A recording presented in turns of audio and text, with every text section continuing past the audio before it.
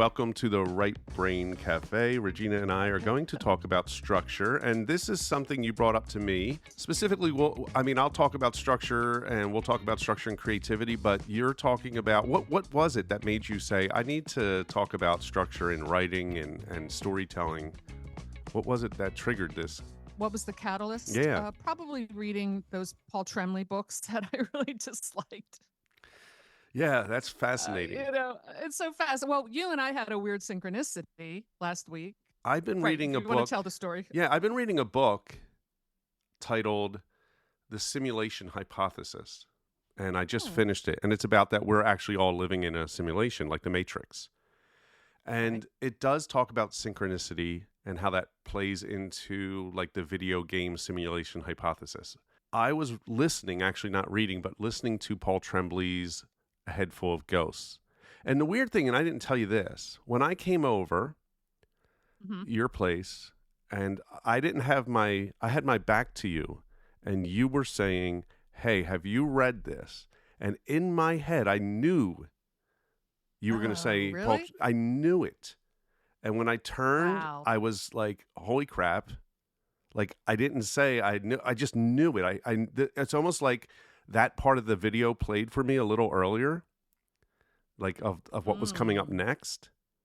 Like that, like I felt, and it wasn't deja vu though. It was a knowing. And you're like, See? A Head Full of Ghosts. And that was so weird. And It's not like it's a brand new book. It's been around for a 10 years. while. And we didn't talk about it. Nope. And the other thing is, I didn't have it on my Goodreads because I don't usually put the books I'm listening to on my Goodreads because I don't know what percentage I'm at. Right. Like what page I'm on. So I only put them on when I finish them. And I wasn't even finished that one. So I had no way of knowing. Yeah, we didn't talk about it. We really didn't talk weird. about it. And I rarely read newer books. But yeah, that was weird. And you're more of the skeptic type than I am. Yeah, that's what I said that day. I was like, all right, this is making me question everything. I know, because I'm the molder in this relationship. Yeah, I'm definitely Scully.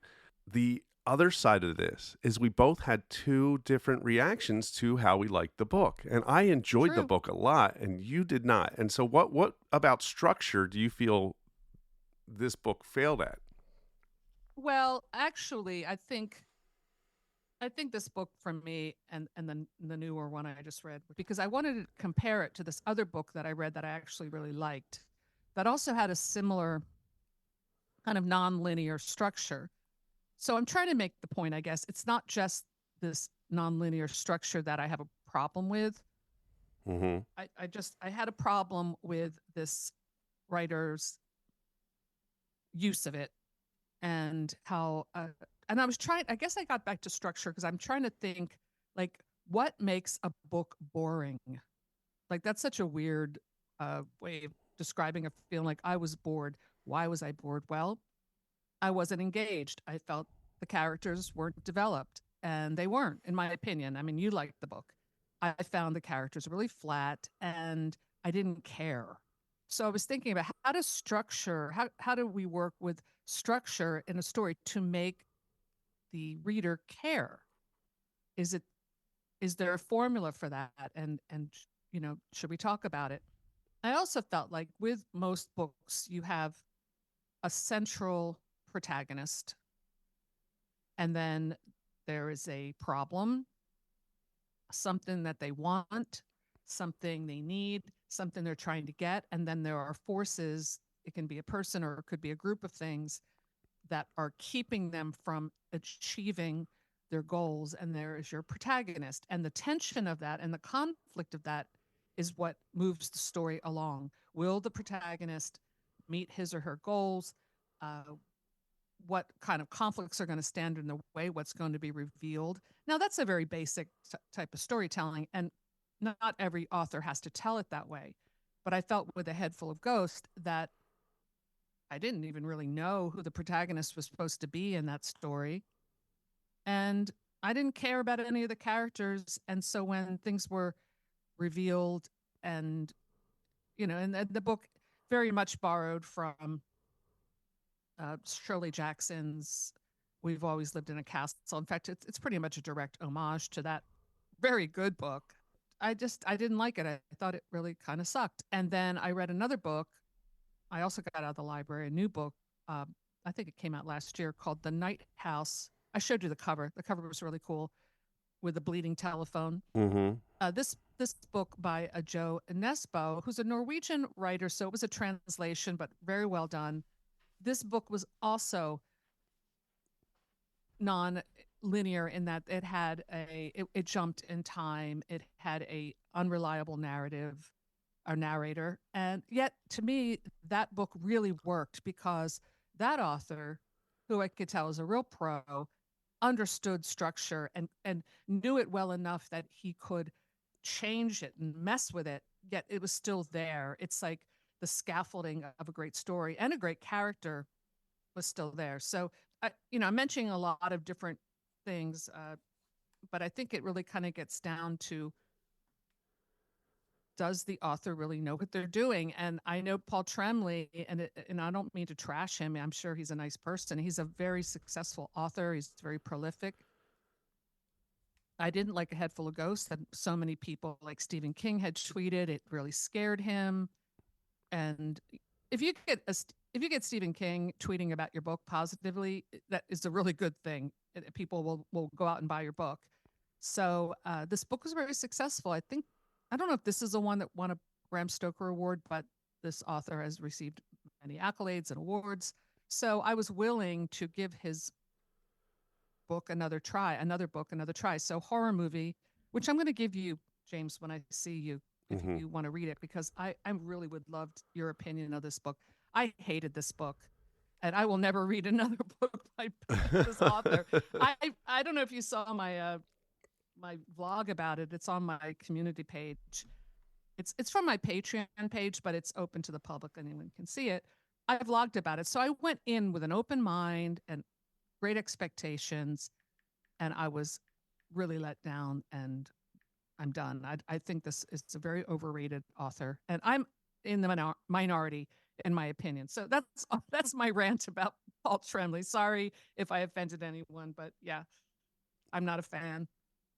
All right. So I'll give you my Paul Tremblay history. And the first thing I read by him was The Cabin at the End of the World. And I gave it 1 star. Oh, wow. I've heard about that book. I think I may even have it on my shelf, but I have not read it, and nor will I read it. Yeah, I was looking at my... But you gave it 1 star. On Okay. Goodreads, and I hated it. I literally couldn't stand that book. And, the book is... see if we can go in here. 7-year-old Wren and her parents, Eric and Andrew, are vacationing at a remote cabin on a quiet New Hampshire lake. Their closest neighbors are more than 2 miles in either direction along a rutted dirt road. Basically, some strangers show up. It really couldn't stand the book. I don't remember why I didn't like it, but I gave it 1 star. It sounded kind of like that movie Funny Games. Do you know that movie? Not sure.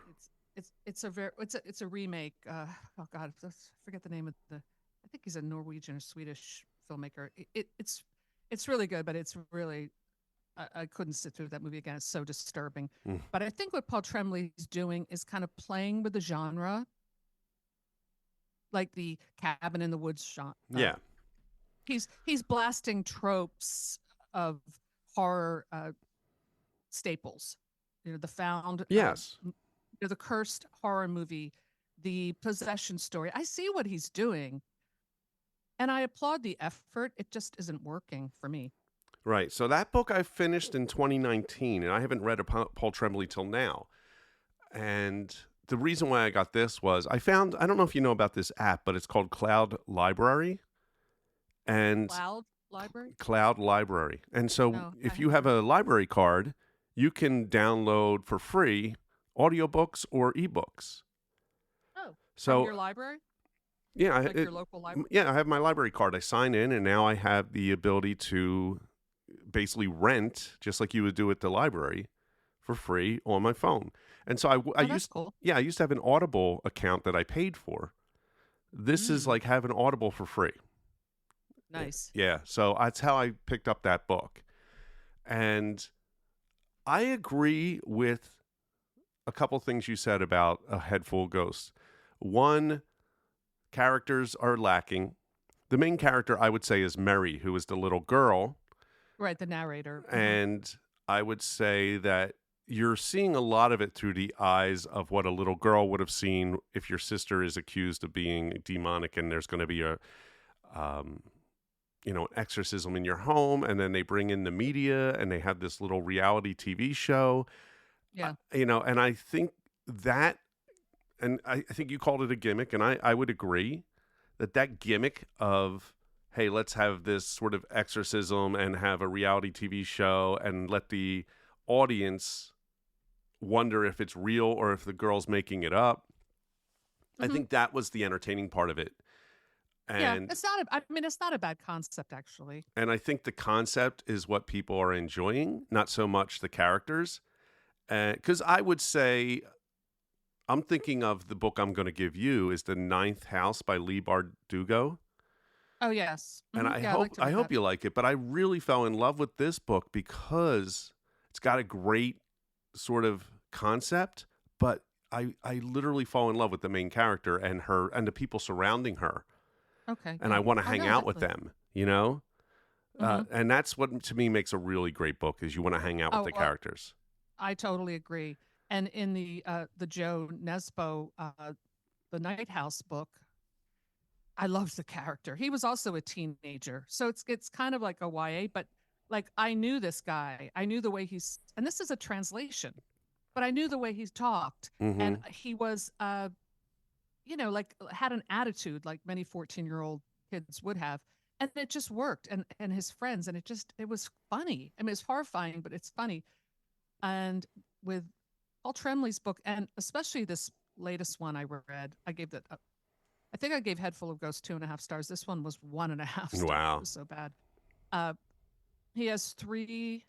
I'm not going to give it away. I know it's a new book, and I want you to go in cold if you can. But the 3 characters who are like the filmmakers have absolutely like the same personality. Like there's no personality. It's just they're cookie cutter. It's just they're flat. And he has like, one is Latina or Latinx or whatever you want to say. So he's got, and then one character, a different character is a they. They're non-binary. But okay, so you have that kind of representation, which I'm all for. But there was no diversity in personality. It's like he's checking off diversity boxes for whatever reason to please the publisher or the audience or whatever. But come on, dude. Well, I think that's with The Cabin at the End of the World. There's 2 fathers for the, and fine, you want to do that. But you're right.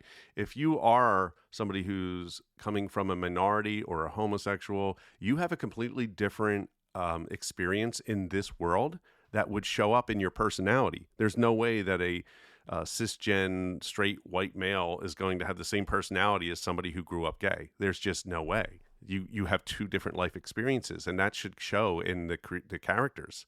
And if you want to show, I think you need to, you need to represent those people honestly, not just to check a box. And if you can't, sorry, I didn't mean to interrupt. That's all right. If you can't do it well, don't do it. Yeah. Not to just, don't just check a box. You have to. Don't just check the box. Don't be like Disney, which they seem to do. Because it's funny. I don't watch any Disney anymore. I know, and my kids, I think I'm like some old guy, but like I can't stand the new Disney stuff because it's like it's funny. There's this guy on YouTube who doesn't talk about the character's name. He says strong female character number 1 talks to strong female character number 2, and it's like, wait, is that the drinker? Yeah, he might be. He's getting yelled at now currently, but he's the critical drinker. Guy? Yeah, the critical drinker. Yep. Yeah, I've watched him before. He's funny. He's really funny. But and Disney's trying to cancel him, but he's not. I agree with what he's saying as far as like, stop making these choices, and then the writing's bad. Like he's saying, I'm going after the actual story here. Your story is bad. The characters, the acting's bad. The writing's bad. Like, it has nothing to do with the representation. Yeah. And I agree. Yeah, he was going after. I mean, you probably. I don't know if you're more, this is more your world than mine, but the latest Star Wars. Yeah, The Acolyte. It's bad. I haven't seen it, but I saw it. I watched one of the videos where he was panning it, and it sounded bad. Yeah, and here's the thing. I love this. It might have been his video, but growing up Star Wars, the worst thing ever was called the Star Wars Holiday Special that came out in 1978. I And remember that. it was so bad. And I remember, like, George Lucas, like, hid it. You could never get it. And eventually I got it at a convention on VHS because somebody I think you back told in the. me about this. It's so bad. But on Rotten Tomatoes, that has 21%. This new Star Wars is 14% right now. Oh, wow. So people would rather watch the Star Wars Holiday Special than this new thing, which is hilarious to me. Because the Star Wars Holiday Special is unwatchable. Oh, but maybe it's entertaining, like it's a fun, it's so bad it's good. Where this is, it's just bad. Not really. It's just bad. They're both just bad. And Anyway, yet you bought the VHS, James. So we just well, yeah, you're right. because you're a real fan. But I will say that the VHS had the original 78 commercials on it, which was more cool. entertaining than the actual show. Like watching the commercials, because somebody just recorded it, the whole thing. And when it was transferred to VHS and eventually CD or DVD, they still had the original commercials. And now you can watch the whole thing on YouTube. But back in my day, you couldn't. YouTube didn't exist. But we're getting off track. Yeah, I know. But just to say, I think those commercials are probably an amazing window into a world that doesn't exist anymore. Yeah, I agree. That's why I love looking at them. So I know, me too. I love it. So listen, I know we're talking about structure. I came up with an idea. Did you do you have any notes that you want to go over? Because I thought we could. Speaking of Star Wars, which famously uses the structure, the hero's journey structure. Yep. And I thought we could apply it to Jaws, since you're an expert and I know the film pretty well, and see how it does with each of the 12 points that I have written down on my notes here. Does that sound like a good? Yeah, and then after we're done that, I'd like to talk about the balance between structure and creativity, because a lot of people think, okay, well, you're going to give me this structure, but that takes away from me being creative and open and just unbridled, which I disagree. But I want to talk about that and why it works and why I think it boosts your creativity. I think that's a great topic. Yeah, so let's jump into Jaws. Let's jump into Jaws. So I got these 12 points from the internet. Now, I don't know if these are the definitive list, but I know it pretty well. So it seemed familiar to me. Yeah. Okay, so we begin with the ordinary world and we meet our hero. Yep, that's correct. So how does that work out in Jaws? Well, in Jaws, who's our hero and what's the ordinary world? Martin Brody, the chief, would be our hero. Even though it doesn't open that way, it opens with this sort of incident of a girl being killed. But but then we immediately go to meeting this chief of police in this idyllic island environment with a loving family. This is his ordinary world. This to him is he is coming from New York City, where crime was everywhere. He brings that up, like you had to walk your kids to school. This should be his like sunshine end of his life, where he's just going to be this so easy job on an island. A great place to raise a family. Yeah, and that's all it is. That's we're meeting this guy in his ordinary world, where he's just going to raise his family and have this cakewalk of a police chief job on an island. Aha, right. So that's also a really good thing about structure and story, is pulling the rug out from your hero, like right at the beginning, because things are going to change. And I also like the ordinary. To me, the family, the wife, the kids, the house feel very real to me. That's true. You know. Okay, so the second point is the call to adventure. Right. Will the hero meet the challenge? Now, the call to adventure is when he gets this call, or well, Polly does, and then he takes the call, and he's sitting down because there was an attack on South Beach, and he's typing shark attack. Right. And on the typewriter, I think that now here's the part, because I think the next one that comes up is refusal of the call. Yes, that's the next point. And I don't know. It might be there. I guess the refusal of the call is when he's on the ferry and they're trying to convince him it was a boating accident. Or maybe the refusal of the call is when they pull in the first shark. No, I don't think so. No, maybe, that's too far in. Brody's like, not in these waters, not in these, like, he's ready to believe. Okay, so there might be a little. I'm thinking, like, because he's ready, like, he gets this thing. There's a shark attack. He's about to batten down the beaches, and they say, look, a summer girl goes swimming. She goes out too far. Boat comes along. Oh, right. It's happened before. She gets tired. Yeah, you don't understand. You say shark, everybody. No, you go barracuda, everybody goes, huh? What? You yell shark. I love how you have the dialogue memorized. I do. So and funny. We have a panic on our hands on the 4th of July. I think then, because you remember, that refusal right there, the next thing that happens is Alex Kittner gets killed. And then that's when it's like, holy crap, I refused this call, and that led to this kid getting killed. Okay, yes, I agree with you. I think that's what happened. So would you say that the antagonist of the story is not only the shark, but the townspeople, the mayor? The mayor. I don't know so much that the shark is the antagonist. It is, but I mean, it's really fighting this mayor and the town and their policies and their money. This is their living, right? Because if it wasn't for the mayor and the people of the town, he would have went right out, stopped everybody from swimming, right? That would have stopped the shark, and it wouldn't have fed anymore, because that's what Hooper's basically saying. You've got to cut off the food supply or the shark's going to keep coming. And that's what he wanted to do.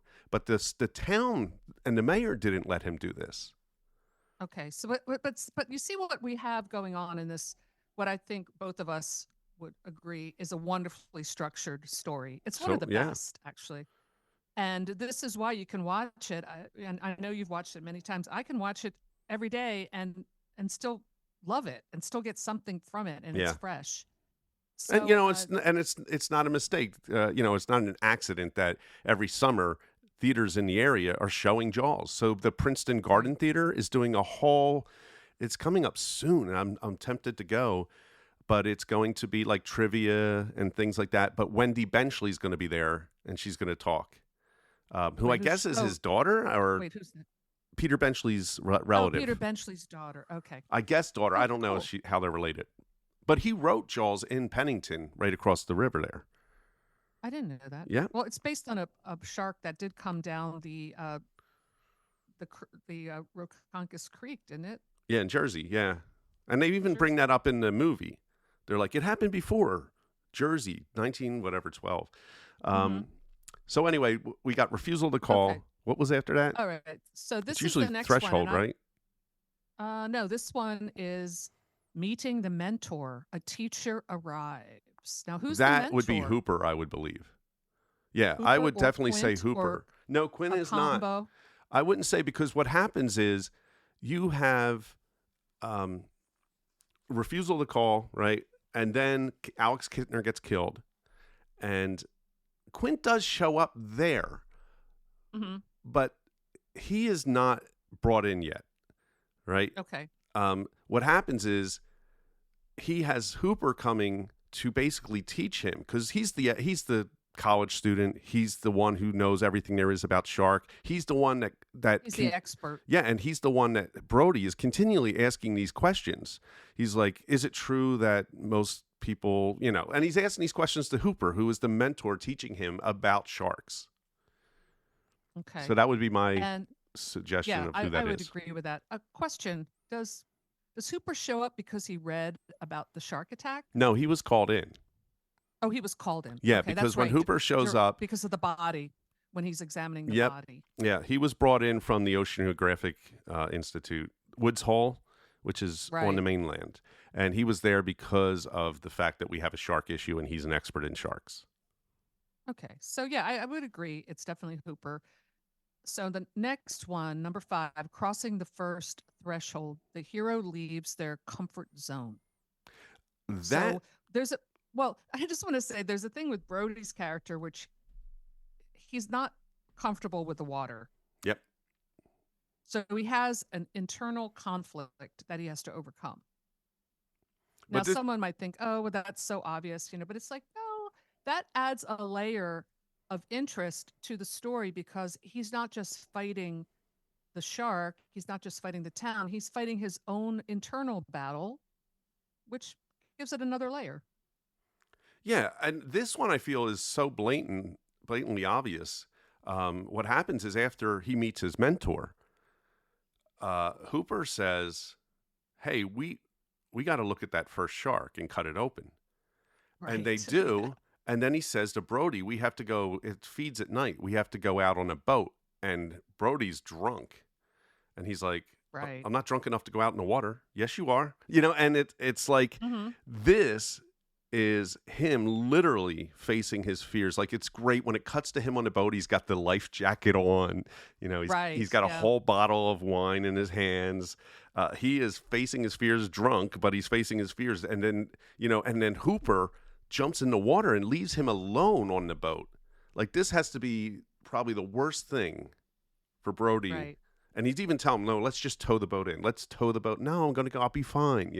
And what an incredible, scary scene that is. I must Yeah. have jumped 10 feet when I saw that the first time. I would Okay, say so that's my thing. Like we're at this point of the movie right. where he has to face his fear and get out on the water, and he has to because they have to prove to the mayor that this is a real thing we're dealing Except Hooper drops the tooth.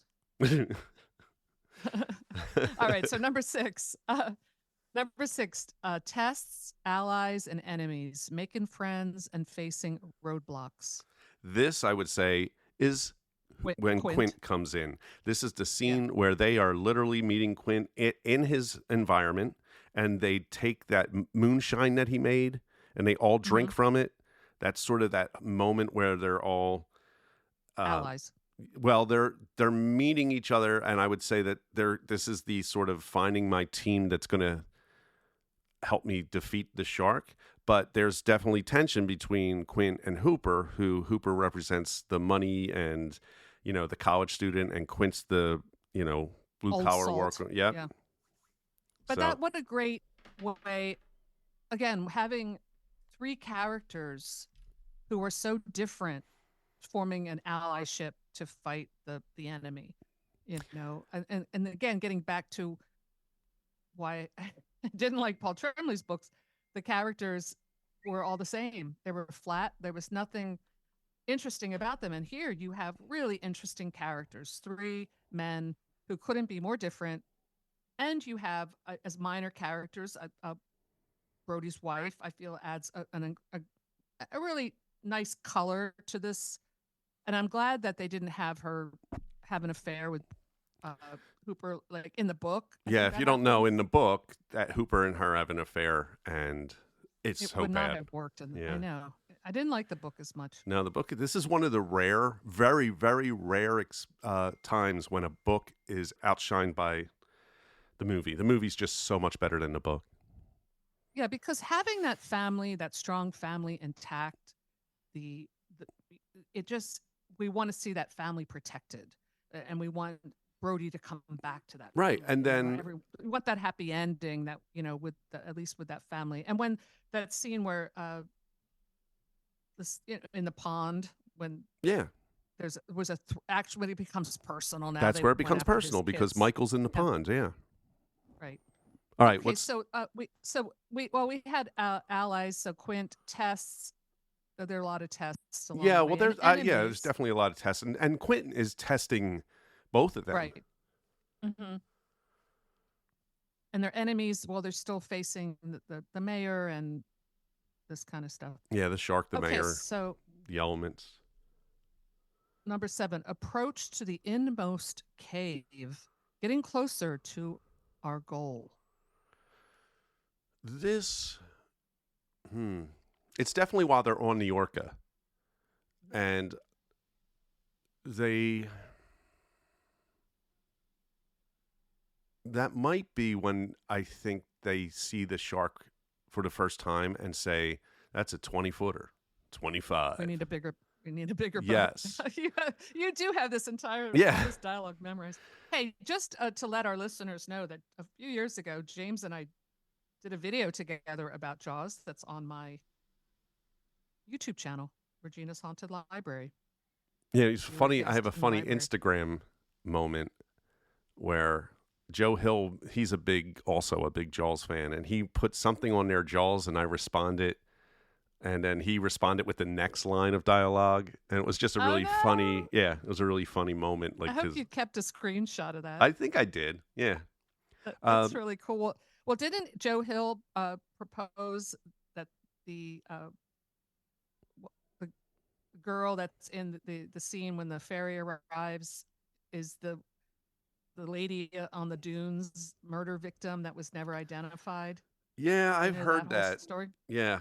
I mean, I don't know how true of any of that is, but it's definitely in the Jaws fandom lore of that part of the lore. This cold case.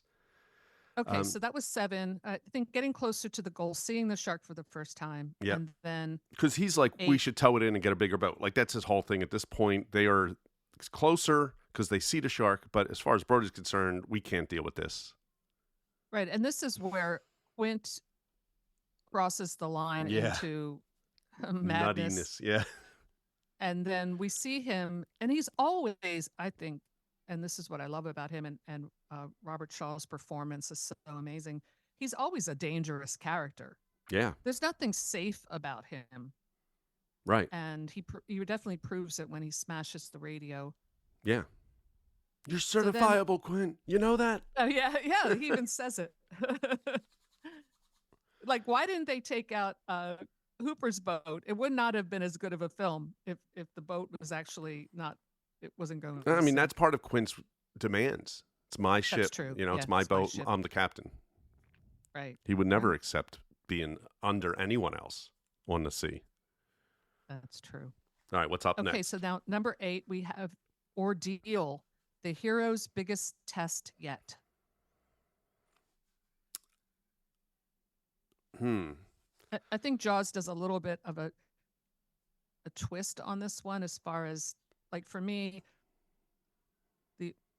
his biggest test would be when he's on the what is the crow's nest or whatever. Yeah, I'm thinking that too, but I feel like that can't be, because that's the final battle there. What's up next? Let's see. Let's come back to that one. It doesn't say, this list doesn't have final battle, so maybe. Well, I don't think it's called final battle. I'm just saying. Okay. All right. Well, the next one is number 9, reward, seizing the sword, light at the end of the tunnel. I think I know what this is. So okay. I don't know what would be before this, but this is when they actually take all the barrels and they tie them up to the boat, and they're thinking that now we're going in the shore. And he says to Hooper, Quint says to Brody, we're going home. And he's like, thank Christ. Like, literally, they're going to pull the shark into shallow waters. And drown him. Yes. But that doesn't happen. Right? But that's where it feels like they've got it under control. So I also noticed that in this scene, that whole segment, Quint is now kind of scared. Remember, he runs up the engine. Yeah. Like, he knows that they're in trouble. Yep. And he's pushing it way past its limits. I mean, they probably could have worked it out if they took their time with it, but they didn't. And he blows up the engine. Panicking. Yeah. Yeah. And then he hands them the life jackets, and that's never a good sign. Never a good sign. Okay, so our next one is number 10, the road back. We aren't safe yet. And I think that's that part. Yeah. Yeah, that's basically, because at that point the shark's freaking out, and then they have to cut the rope because it's sinking the boat. And the back of the boat is getting pulled under, and it's because the shark's panicking in the ropes. So yeah, I think this is that when the ropes cut into Hooper's legs? Yeah, I think so. Well, no, I think that's before. That's when they actually tie it up. This is when they have to actually cut the ropes with the machete, because it's pulling the the wood off the back of the boat kind of thing. Oh, right, right. So, I mean, we know from Jaws a lot happens in this whole sequence, and just what great action sequence. I mean, I don't think it was done through editing, through clever storytelling. There's no special effects except for the mechanical shark. Yeah. There's no CGI, and yet it still works so Yep. great. All right, so number 11, Resurrection, the final hurdle is reached. What's the on next this one? list. Return with the elixir. The hero heads home triumphant. So that then, I guess it would be when he's up on the crow's nest is this one, and then the next one's him and Hooper swimming back. Right. But I think also like this one where Brody has this moment, you could call it the final battle or the final hurdle, because not only he's alone, like he doesn't know if Hooper is dead or alive. He knows Quint just was horribly eaten. And I've often wondered, like, because I was completely horrified, and I can't watch that scene when Quint is eaten, just because I love that character so much. But I'm like, what is that violent scene in this movie that I believe is a PG rating, PG-13? No, PG-13 didn't exist yet, so that's why it was PG. Oh, okay, it was PG. Was that violence justified at that moment? And I think it is, because we really need to know, like, Brody needs to see the horror and really know what he's up against. There's no mystery left. It's just him and this beast, this monster. So when he is at the end, just him, and he's halfway in the water, he's got to conquer his fear of the water, and it's just him and the monster. Yep. So, and it's a great scene. All right. So then number 12, you said, return with the elixir. The hero heads home triumphant. It does have a happy ending, even though we've lost Quint. Yeah. I don't think the movie would feel as good if Hooper died too. And I'm trying to remember, did he die in the book? I don't remember. I thought he might have, but I'm not sure. Maybe he did. I thought I don't know. I read that a couple years ago, and I had read that as a kid too, as a beach read, and I remember liking it more as a book. I mean, liking it more as a kid, but what, the I don't book? know. Yeah, but I think I read it before. My dad had that book before the movie came out, so I think I read it before. But yes, so we see Hooper, and it's to see them paddling away toward mainland. Yeah, so he does die in a book. It says after destroying the cage, the shark kills and eats Hooper. Okay. So yeah, don't you think it works better? Yeah, it works better this way. But it makes sense if you realize that Hooper's cheating on, or whatever, his wife is cheating with Hooper, then yes, Hooper has to die in the book. Then he does have to be punished. But yes. He's such a likable character. I think Hooper has such charisma, and I completely fell in love with Richard Dreyfuss at that moment. And, just what a great character. We want to see them succeed at the end. All right. So we've definitely went through, and the hero's journey, there's a lot. If you're a writer, there's a book called The Writer's Journey, and it's a book that helps writers follow this structure that we're talking about.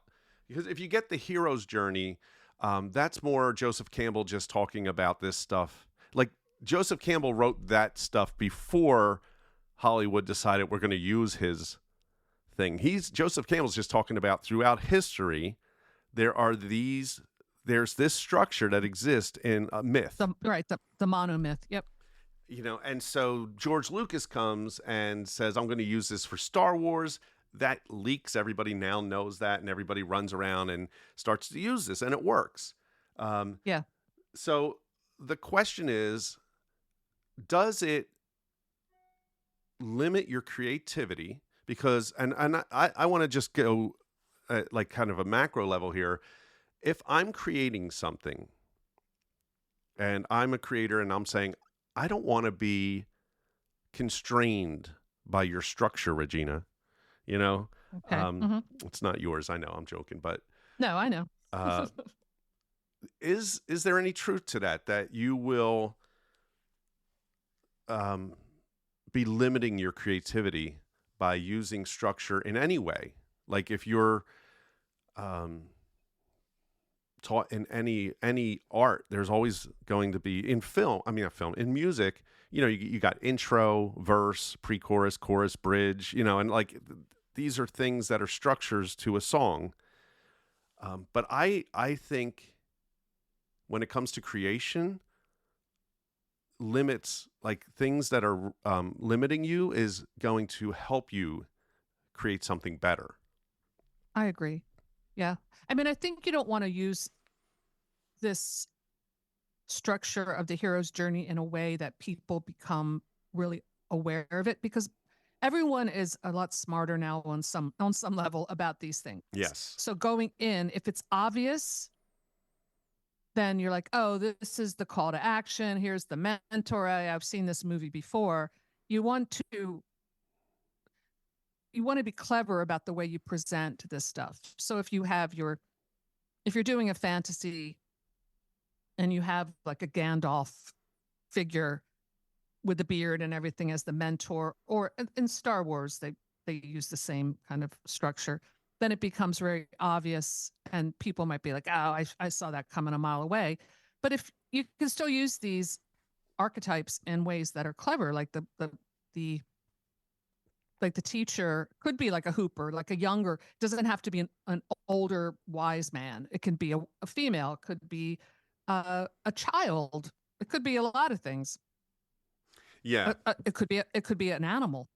But I will say there is something to structure, and I'm going to bring something. It's a book I just read called The Power of Habit.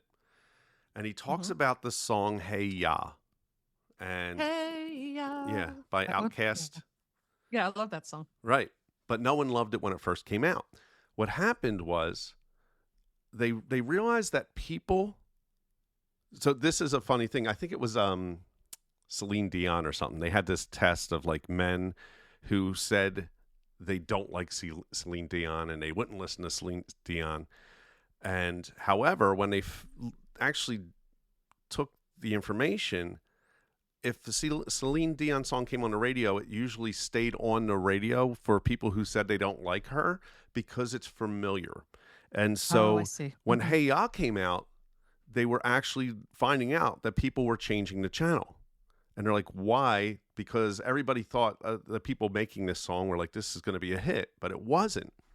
And they learned that people want to hear things that are familiar and they'll stay with that. And the minute something is uncomfortable or different, they will change the station. And so the way they got around that was by playing familiar, Hey Ya, familiar. And however that worked, it did. And eventually, the more you hear the song, then you're like, oh, it's that song again, and you start to like it. So there is... So we're just easily manipulated. Yes. In other words. We are. And that's what this book was really like talking about, is that it's not so much that we're easily manipulated, it's that our brain doesn't want that challenge of the difference of this song. And so it's hard for people like Frank Zappa, who comes out with something bizarre, right? I mean, if you look at Frank Zappa, probably his number one hit is Valley Girl with his daughter. Yeah. I don't know. It's just kind of like, she's a valley girl. Yeah. And it's funny, but like, it's funny. He had no idea that would become what it became. I think he was just shocked, like that song. Well, that was kind of a gimmick song, right? They come around every once in a while. But at that time, it probably felt, if you create a song that sounds familiar, you're more likely that people are going to keep listening to it. And I think that's with structure. If you go stray too far, now I'm not saying that this is how you make great art. I'm just saying that there's no way that these guys who just throw out books like James Patterson. Yeah. I mean, there's a structure to that people like, and if he went and strayed from that, people would be like, what is this? And throw it against the wall.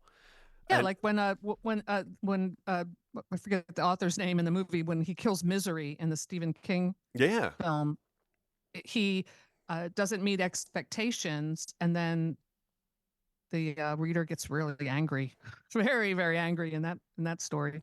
Right. But but I think that a great artist will be an innovator. So I do admire someone like a Paul Tremblay who's trying to do something different. It's just, to me, it didn't succeed, but I think people should keep trying to reinvent, or not, maybe not reinvent, but change the structure. But they still have to write a successful story. So, however that's decided, I guess it's up to the reader. Well, I think that A Head Full of Ghosts was a fun structure with not very good characters. I think that's the. I think that it. I mean, you're saying that it was jumping, but I mean, it is jumping through time. So we have older Mary talking to the journalist, then jumping back to Mary when she was young, and then having these chapters where it was like the blog of the journalist. Right.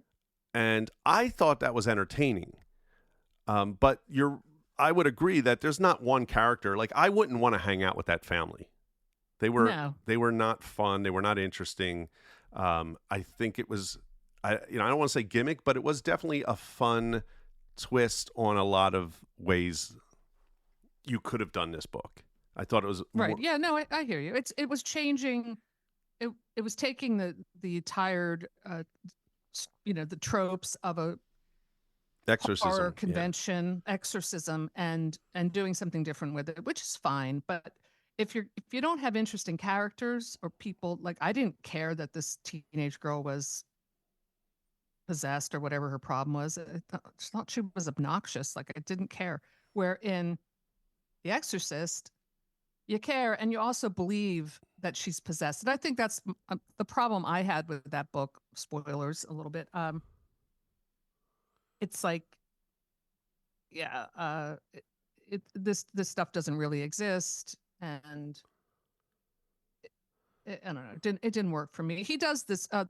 He uses this. Must be his shtick. I don't know if he did it in the other books, but like in horror movie, the narrative, there are different timelines, and part of the story is told through the actual screenplay, which is like, you'll see the scene written out in the screenplay, and then you'll have the narrator who acted in the screenplay tell you his his take on that scene. There's a lot of redundancy like that, and to me, it just really slowed down.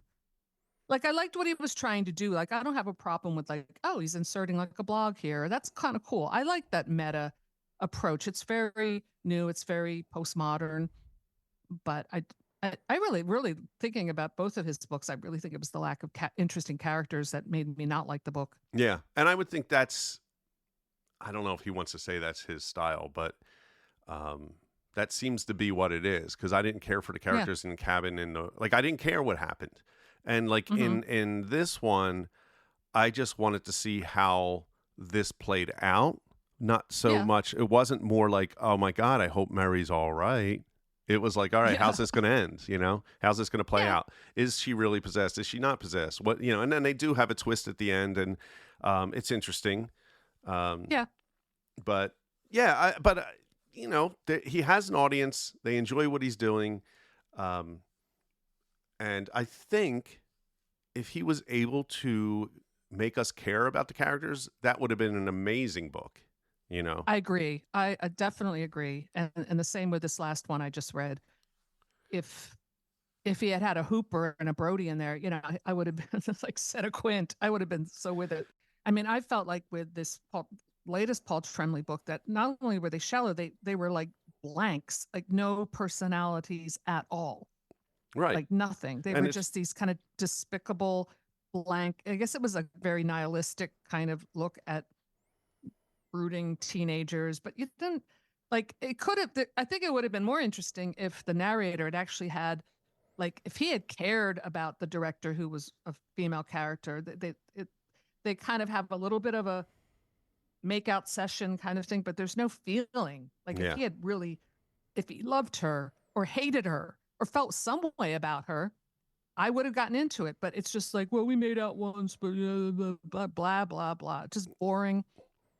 And I also do have a problem, and I think the critical drinker has touched upon this, is plugging in female characters, and we've talked about this before, into basically male characters, just to show diversity, but they don't. This is not how. I'm not saying all women are the same, but I being female and knowing a lot of women uh, and also just these books seem to always just make them into men, Yeah. and we never see the depths of this female character. What is okay, maybe it's a cliche to say women are emotional, but most of us are pretty emotional. Men are emotional too. Like we have feelings, we have deep feelings about things. Why we never see it in these books? Is it because they're afraid they're writing a weak character? It's not weak. It's not weakness to have emotions. It's not. We Yeah. all have them. When I read a book, I want to see a character who really has emotions, who cares, who's maybe, on the brink of some kind of mental breakdown because she's being pushed by something, a force or relationship or something. She's in love with someone broke her heart, things like this that I think maybe the writers today, they don't want to be like, well, I don't want to write a cliche female character who's just like a broken-hearted woman who's in love with some guy. But let's face it, most of the time, those are the things that we remember and care about and Well, that's are like John passionate Lennon about. when John Lennon tells Paul McCartney, like, we don't need another love song. And that's where that song came from. Like, what's Silly Love Songs? I love that song. Yeah, but that was written because John Lennon's like, stop writing love songs. And it's like, you can't ever stop writing love songs. Nobody will get tired of that. It's just something, again, familiar, but it's a common human experience, and everyone will connect to that. Exactly. And when we listen to a silly love song on the radio, especially if we're like by ourselves and we crank it up on the stereo, we're driving around, we're thinking about that unrequited love that we never got over from 10th grade or something.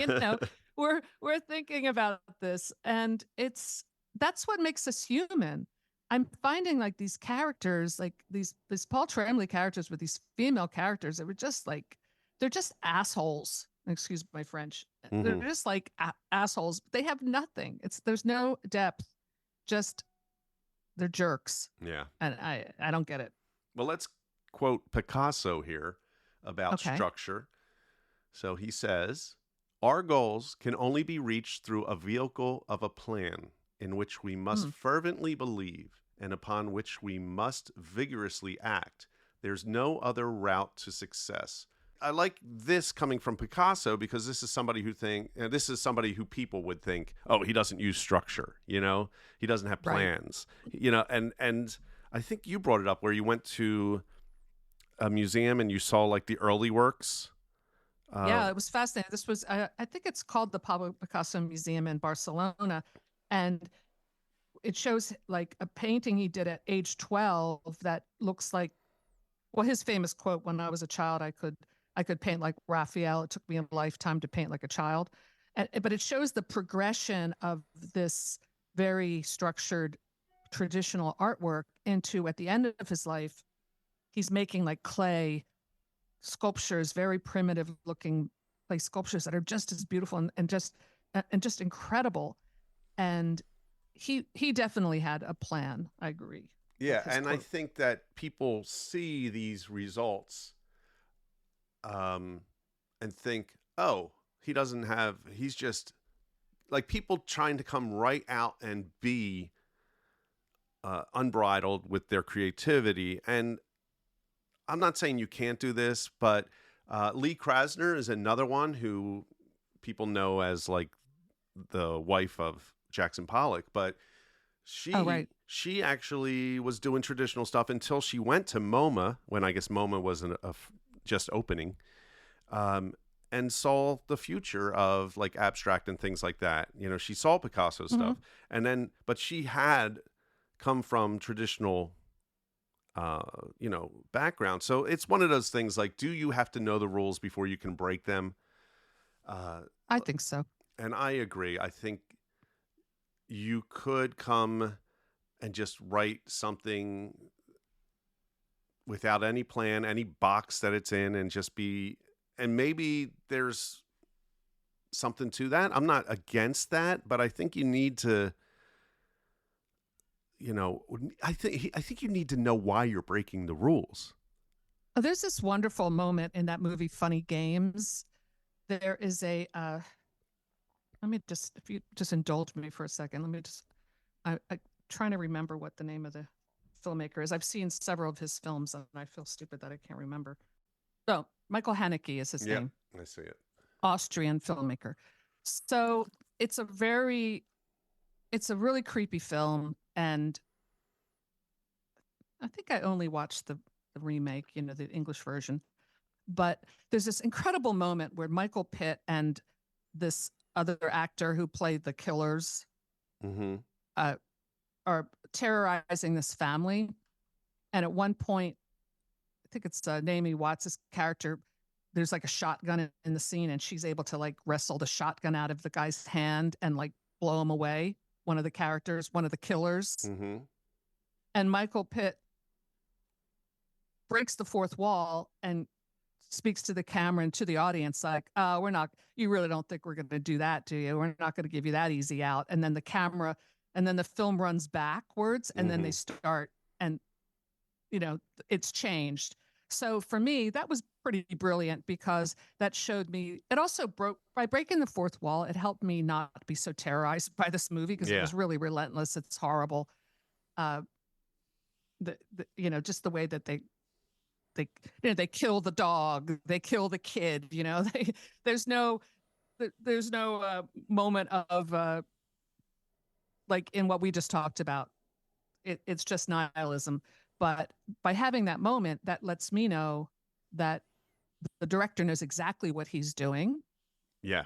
And he understands why he's breaking those rules. And he's letting us know, you know what? I'm not going to give you that. You're in for a different type of ride. So strap in. Yeah. I agree. You have to know why you're doing this because just doing something for the sake of doing it. What's your message? What's your, why are you doing that? And I think like Tarantino, when Pulp Fiction came out, that had a weird timeline, but it's not like that's the first thing he's done. Before he even did Reservoir Dogs, he was writing stuff. So he has a crazy knowledge of film, period. Yeah, and he does know. So he knows why he's doing what he's doing. And whether you like him or not, he knows it. And he knows when I did Pulp Fiction, I'm going to make this weird, broken up chronological thing, which worked. So I think. And he's playing with archetypes. And I mean, I'm not a huge Tarantino fan, but I do think he's he's an excellent filmmaker. I will give him that. I'm not really into, well, I don't even know if I would call his stuff nihilism, but he always kind of pulls back before he's going to get into any kind of like sentimentality, which, is fine. It's very postmodern. And I think this is what, I'm always going back to Tremblay because he's haunting my dreams now. But I think that that's what he's trying to do with his fiction. And I think that's why it's also being applauded. But is it something that I'm enjoying watching or reading or no? Yeah. So when I read The Ninth House and then I realized there was a sequel to that book called Hellbent, I was like, I have to read that. Because I'm like, there's more with these characters. I have to read that. Oh, cool. Isn't she it's a female writer? Yes, yes. Isn't she a fantasy writer? I think I have one of her books. Yes. Like one of her young adult books. Yes, she did that. So The Ninth House is her first adult book. Okay. And I'll let you read it. But yeah, I want to read it. When I realized that, I went to use the Cloud Library app, and now I have the audiobook of Hellbent, and I'm listening to that, and I'm loving it. Now, with Paul Tremblay, you're going to give me the book, right? I will. And I don't want to prejudice you toward this book. No, I'm not going to let that happen. But you'll give your honest opinion. Yeah, but what I'm saying is I don't feel like I do with Leigh Bardugo. Like, I need it to get that other book to read it. I don't care if I read another Paul Tremblay book for another 5 years. Like, it's not like I have to get his next book. Only because you're giving it to me, I will read it. But I don't. I could wait. Like I waited. I read 2019. I read, and I haven't read another book by him till now. And Paul Tremblay, if you're listening, it's okay. There's nothing against you as a person. Yeah, we're sure you're wonderful. And I did like A Head Full Ghost, so he can at least know that. Yeah, like I did like the book a lot. you were very honest when we had our synchronicity moment. You were like, "Oh, I was reading that book. I love it." Yeah. So it was really weird. Yeah, and I guess, and I agree with your criticisms. It's just I thought it was so. There's things I read that are just going to be a fun read, not a Right. great read. I think that was a fun read. I don't necessarily feel like it was. It was very shallow read, but fun.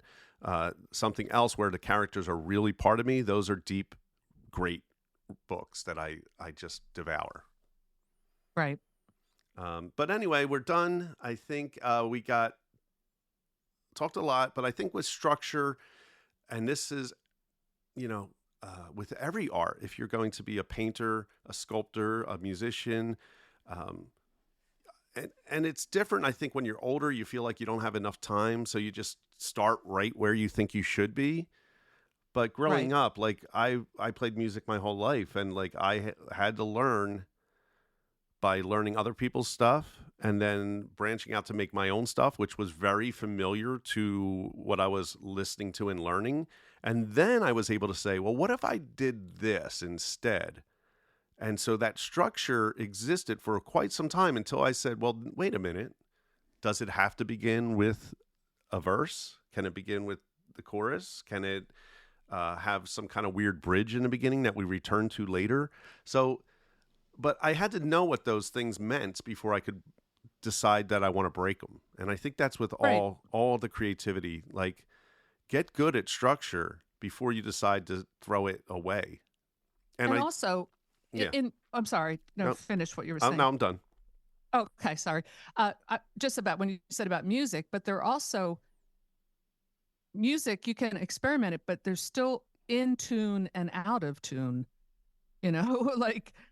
like you don't want to play a song on an out of tune instrument unless you're John Cage. Oh, okay. Well, that's very experimental, right? That's what I'm saying. So like, you could come right out with that, but I'm sure he knew music before he decided to go and be experimental, right? But who's going to read a book where the grammar, it makes no sense and you can't read it? Well, there are actually books. When I on my vlog about horror movie, I always like to look at the first line in books. Yeah. And I had to read the first line like 3 times to like understand what the hell he was trying to say. So, But yeah, I agree. If you're going, with the exception of very out there experimental stuff, like Yoko Ono screaming into a mic or something. Yeah, with the exception of that. But I also would argue that Yoko knew what she was doing. Yeah, I like Yoko. And most people don't like her, but I said, I just got a book at the thrift store that her first, I don't know if it's her first book, but it's all about her stuff. And, again, I think some of these people that you might not get, it's because they're trying to say something in to break whatever's going on. I think we need those people to break the community, art community. We need people to go in there and start breaking windows. They're the avant-garde. Yeah. They're on that. They're pushing the art form forward, and those people are always going to be. They're always going to have to experiment, and a lot of times, people won't like it because it, like you getting back to the hey ya thing, it doesn't sound familiar. But do these principles that we went over with Jaws, are these ingrained in what a good story needs? I guess that's the open-ended question. Yeah, I think that there is that, right? And I think that exists. Like, you're not going to get a Spielberg without a Fellini. Oh, Italian? Why did I say French? I don't know why. I don't know. Anyway, so, and I think when you look at something like Lou Reed with the Velvet Underground, creating a song at that time period called Heroin, that's unheard of. Right. But Velvet Underground influenced so many musicians that are mainstream, but would not be where they are without that person coming in and throwing this stuff out there and telling other musicians, you can be whatever you want and you can do whatever you want. And that gave people permission to create what they had inside them. Now, it doesn't mean that the Velvet Underground made a lot of money because of this, like when it comes to... No, but they're part of part of the canon and making new conventions. Yeah. And so they're an important part of music history. Yeah, and those avant-garde people, you know, they probably aren't like in history they're important, but you know, in the capitalist view, they're probably not, you know, you're not going to, you know, buy a big home unless, you know, you're not Taylor Swift. All right. Well, good discussion. Yeah, and we are on Instagram if you want to find us at Bookworms Horror Zine. And definitely check out the new zine. All our links are in the show notes. If you have an idea for a future show, let us know. If you're listening on YouTube, leave a comment. And if not, you can DM us on Instagram. And we'll be back. Hopefully, now it's been a while, actually. We've been a few weeks, but we both had different things happening. But hopefully we'll be back in a week with a new episode. And I hope my new microphone sounds a lot better. Well, yeah, you'll let me know when I post it, but I think it does. I will. Okay. Awesome. It was good talking to you. All right. Take care. All right. Bye.